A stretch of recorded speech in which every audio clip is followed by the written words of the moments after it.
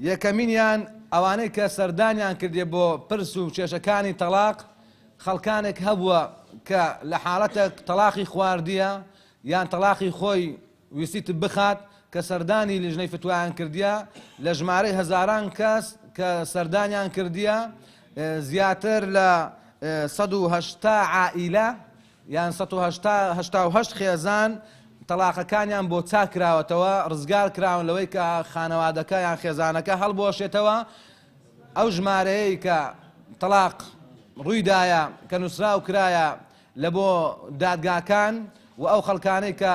تەلاقیان کەوتبووە کە پرسیاریان لە لێژنەی فتوا کردیە ژمارەیان 510 حالەتە لە ساڵی 2019 کە بەڕاستی بە حکمی ئەوەی کە لیژنەی فتوای هەولێر بەس بۆ سەنتەری شاری هەولێر و بۆ دەوروبەری کار دەکات حالەتەکان حاڵەتی کەم نین بەڵکو حالەتەکە حالەتێکی زۆرە و هەروەها لیژنەی ئاشتەوایی لە میانەی کارکردنیدا لەژێر ڕۆشنایی و ڕێنماییەکانی لێژنەی فتوا هەر لە لێژنەی فتوا 51 سەڵح و ئاشتەوایی لە نێوان خەڵکی متەنازع یان ئەو خەڵکانەی کە کێشیان هەبووە کێشەکانیان لە بۆ حەڵکردینە 51 سەڵح یعنی 51 عائیلە یان 50 ئەوەندە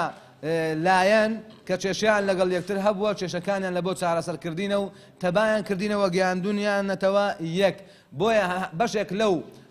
سڵحانەی کە لیژنەی ئاشتەوایی کردووە کێشەی بینی ژن و مێرد بووە